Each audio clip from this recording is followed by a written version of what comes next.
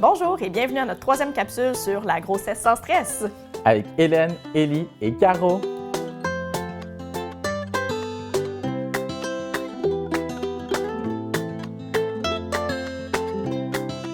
Donc, Élie, de quoi on va parler aujourd'hui?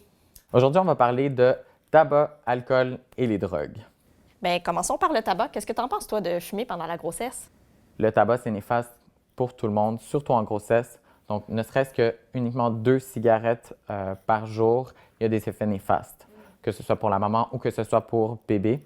Il peut avoir un décollement placentaire, il peut avoir un retard de croissance de bébé, donc des plus petits poids à la naissance. Ça peut malheureusement aussi augmenter le risque de bébé mort à la naissance. Ça peut augmenter aussi le risque de mort subite du nourrisson qu'on a remarqué avec les mamans qui fumaient en grossesse. Il y a des effets néfastes pendant la vie de bébé aussi.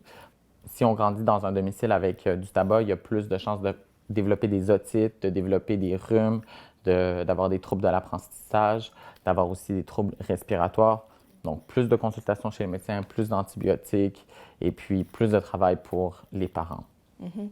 Puis, qu'est-ce que tu penses du vapotage? Est-ce que c'est mieux?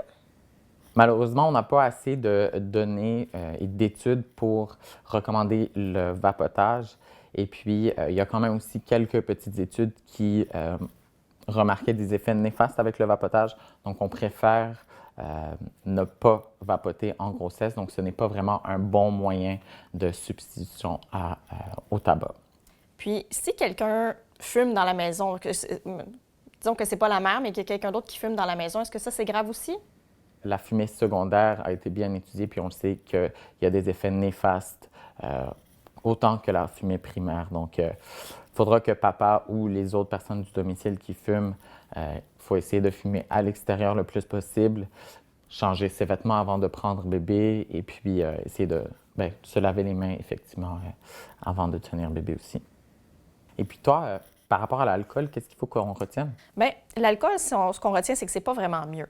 En fait, ce qui nous dérange aussi avec l'alcool, c'est qu'on ne sait pas exactement quelle quantité est nocive. Donc, on ne peut pas vous recommander vraiment d'en boire. C'est pour ça qu'on dit prenez-en pas du tout pour éviter tout risque. Fait que dans le fond, il n'y a pas un type d'alcool qui est mieux que l'autre, il n'y a pas une quantité vraiment qui est mieux que l'autre.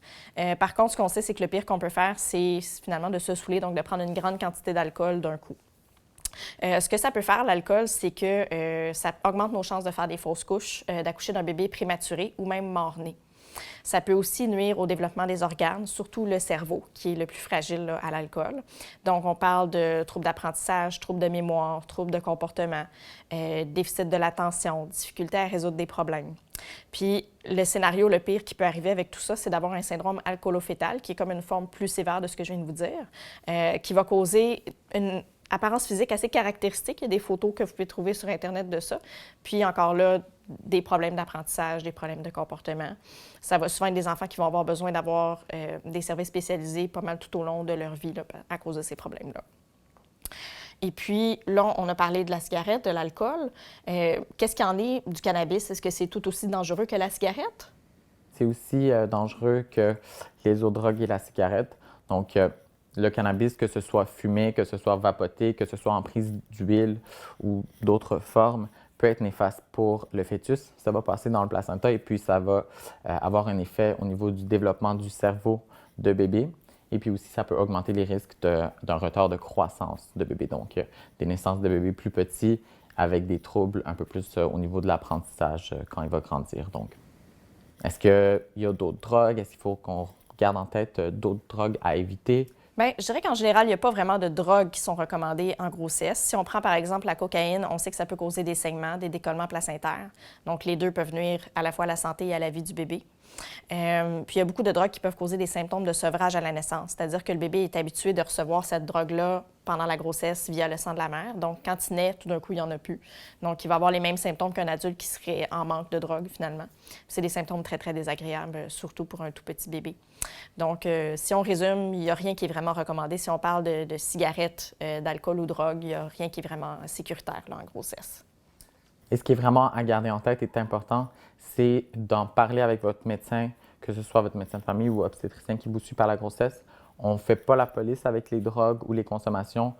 On doit juste s'ajuster au niveau du suivi selon si vous en prenez ou pas.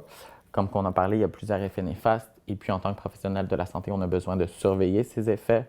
Et puis, des fois, même à la naissance, on va avoir une équipe plus grande pour s'occuper de bébé, pour s'occuper de maman.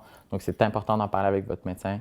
Et puis, celui-ci peut aussi vous aider avec une diminution de la consommation, voire même un arrêt de consommation. Il y a plusieurs ressources qui existent pour les femmes enceintes et puis votre médecin pourra vous guider par rapport à ça. Donc, n'hésitez pas à en parler avec lui. C'est une personne de confiance. Donc, ça conclut notre troisième capsule, la grossesse sans stress, avec Élie, Caro et Hélène.